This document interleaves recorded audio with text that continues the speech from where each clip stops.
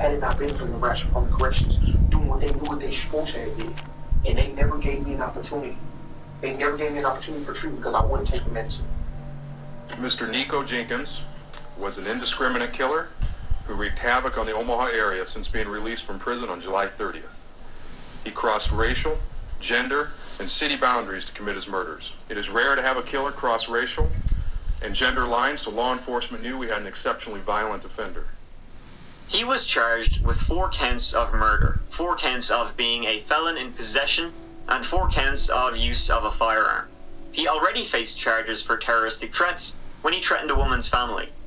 They also arrested the man who gave Nico the weapon he used in his killings. In November of that year, Nico had been in jail about 2 months at this time. He decided to write a letter to the Omaha World Herald. In the letter, he asked the paper to help him and the families of his victims, and he writes that he will plead guilty to all charges. He writes that he wished to get the help he so clearly needs, psychiatric treatment, as the health department had full knowledge of Apophis and the demonic forces at work. Yes, this is real life. In February 2014, Nico filed a federal lawsuit seeking $24.5 million from the state of Nebraska for wrongfully releasing him from prison and not giving him mental health treatment. He also blamed corrections officials for the 4 murders he committed. Oof, that's not going to go over well. Portraying Nico Jenkins as a cold-blooded killer, but his wife says he never got the help he needed. And his psych evaluation shows he needed mental help as early as the 2nd grade. That's when he says a voice told him to bring his mom's gun to school. A voice Nico now says is an Egyptian demon forcing him to kill. He's not pretending to be crazy. He's real life crazy. That Apophis gives him orders. Nico told her Apophis saved him from attempting suicide in solitary confinement a few years ago. It was this voice that came, and he was just like, if you do what I tell you to do, if you follow my demands, then I'll make sure you're safe and make sure you're okay.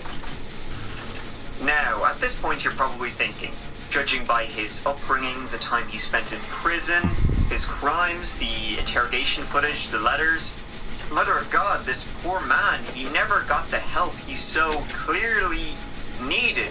The system failed him.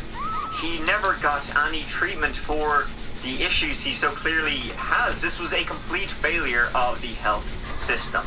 Well, twist. Well, and Brandy, we've heard it before. An Egyptian god speaks to Nico Jenkins, but a psychiatrist in court today says he thinks Jenkins is faking it, while another doctor from Douglas County Corrections testified of all the people he's evaluated, Jenkins is by far the most dangerous.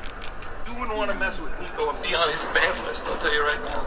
After the judge ordered a psychiatric evaluation of Nico Jenkins, the psychiatrist concluded that he had antisocial personality disorder and was likely faking psychotic symptoms, and that he was making up the voices he heard as a way to justify his actions, essentially finding that he's a sociopath who would not be amenable to treatment. His defense's doctor says he's schizophrenic, while Lincoln Regional Center doctors say he's got a personality disorder, but he isn't clinically insane. Jenkins says he heard the voice of an Egyptian god while carrying out the murders. The 31-page report entered into district court details dozens of evaluations of Jenkins at the Lincoln Correctional Center and his history from a child through adulthood. Clinical psychologist Kurt Newring with Forensic Behavioral Health reviewed the report and says there's a pattern of antisocial behavior. That's not part of the is he competent or is he not, but it resonates pretty clearly in the evaluation that this is a man that has, over his lifetime, manipulated others, deceived others, abused others, and has taken satisfaction in doing that. It seems, based on the report provided, these symptoms came up when he needed them and disappeared when he didn't. Yeah, that's not good. After being declared competent to stand trial, the court case began. On his request, Nico was allowed to represent himself. Throughout the trial, he maintained that he acted under the command of Apophis, and still did. And he put on quite a show for the court, including speaking in tongues, howling, and laughing as prosecutors recounted the details of his victims' deaths. On April 16, 2014, The judge found Nico Jenkins guilty of all 4 murders.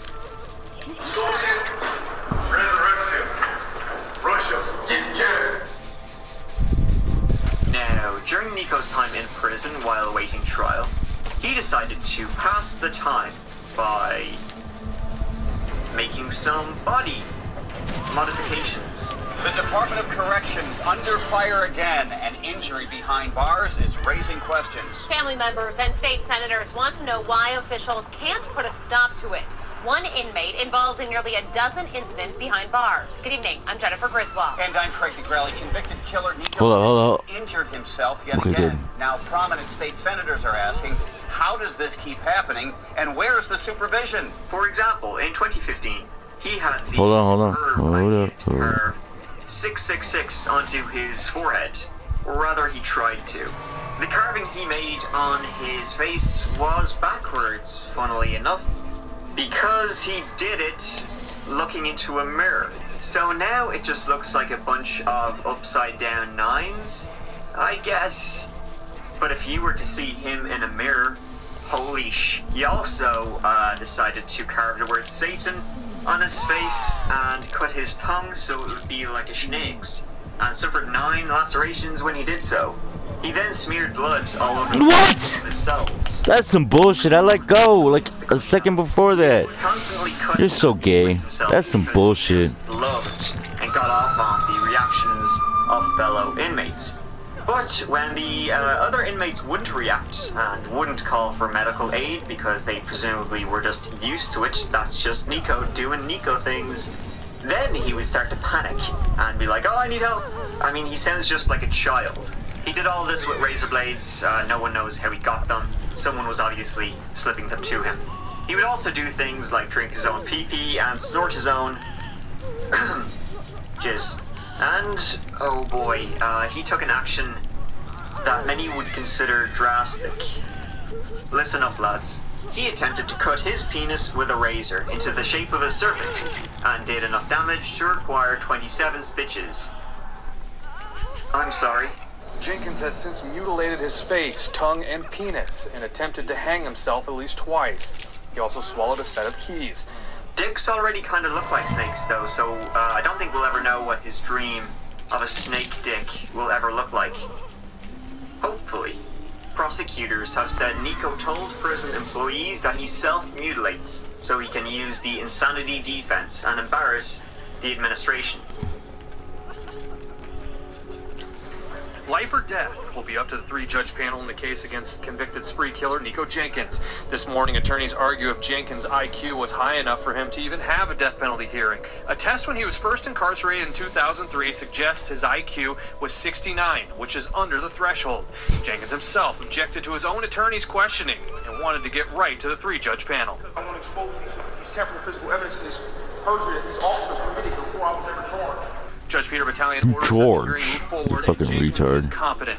Jenkins tells me he pleaded no contest because he wanted to keep his family from being implicated in the murders, but now says that he was set up. He will testify in the death penalty hearing and says he wants to expose the corruption. The internal affairs investigation on Douglas County Sheriff's and Omaha Police Department have been filed, and those law enforcement agencies need to file those investigations to those temporal physical evidence of the law enforcement officers. Oh, you fucking dildo. What are you? Guilty? Thanks, you fucking idiot. Psychiatric evaluations he had. Nico Jenkins was sentenced to death by a 3-judge panel. He was also sentenced to 450 years in prison on weapons charges connected with the murders. Seems a bit like overkill, but Defendant's commission of these 4 murders over a 10-day period is one of the worst killing sprees in the history of this state. Each one of these murders was a deliberate and planned act. The victims were pre-selected and the murders were purposeful. Therefore, this panel finds the death penalty is appropriate, should be, and is hereby given for each of the 4 murders by the defendant. It is therefore the sentence of this court as follows. At case CR 13-2768, count 1, murder of the first degree, a class 1 felony. Booyah! Count 2, use of a deadly weapon, firearm to commit a felony, a class 1C felony, 45 to 50 years to run consecutive to all murder convictions in counts 1, 4, 7, and 10. Count 3, possession of a deadly weapon by a prohibited person. Class 1D felony. 45 to 50 years to life consecutive to all murder convictions. Fuck. That's not good. Not good at all. 7 and 10 and count 2. Not good at all. In 2018, Nico attempted suicide in prison by slashing his own throat. And he did so again in 2019 by pulling tiles off the wall and sharpening them. And reportedly did some damage to his eyes and neck. The attorney said that Nico's attempts on his own life must be in the double digits by now. Now this case is as insane as Nico Jenkins is. However, multiple psychiatrists, after they evaluated him, said he was sane, he knew what he was doing, yet he would be like, no, an Egyptian snake god told me to kill people, I need treatment. However, there are conflicting reports, and some psychiatrists did find that he had schizophrenia, so... Among the documents WOWT6 News obtained is a psychiatric diagnosis re-evaluation of Jenkins. It explains a number of things about Jenkins' current thinking. That Jenkins no longer admits to killing 4 people in a 10-day span back in 2013. Okay, move. He'll eventually be let out of prison and move to Cuba, where he'll make nuclear weapons in the direction of evil demons that continue to speak to him. And that he needs to be killed so he can be resurrected. All of those things and many more outlined led to this conclusion from Dr. Bruce Duncan. Quote, Mr. Jenkins is not now competent to stand trial. But when they prescribed him medication for this, he would... without fail, choose to take Just get out of here, guys. Honestly, I'm dead. Regardless of his mental state, he never really had a chance. He had a shitty upbringing surrounded by shitty people. And he did start taking medication finally in 2018, and apparently his mental state improved.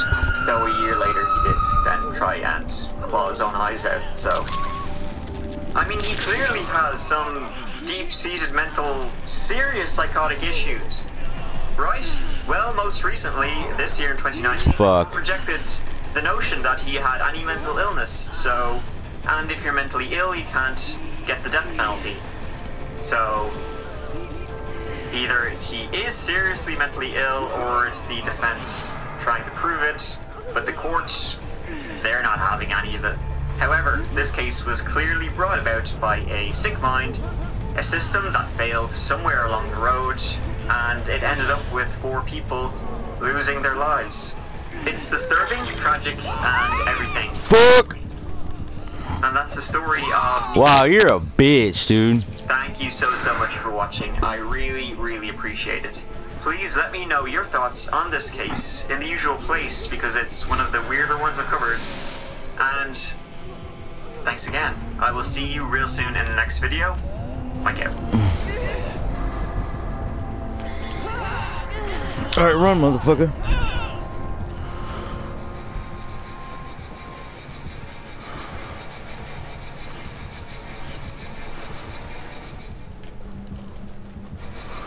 Please tell me it's open.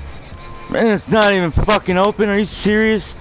Hey, you, and well, my name is Mike, and in this little video, we're gonna cover something I've been asked to cover quite a bit.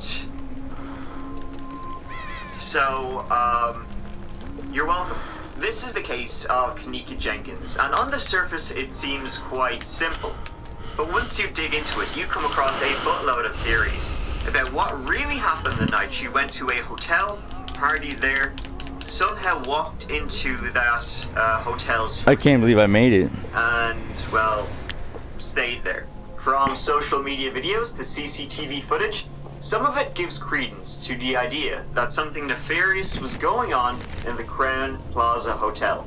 Kind of, if you squint. So what really happened to Kenneka Jenkins? Well, in this video, we'll go through it all and see if we can... Man, I did pretty good that game. Sort of conclusion.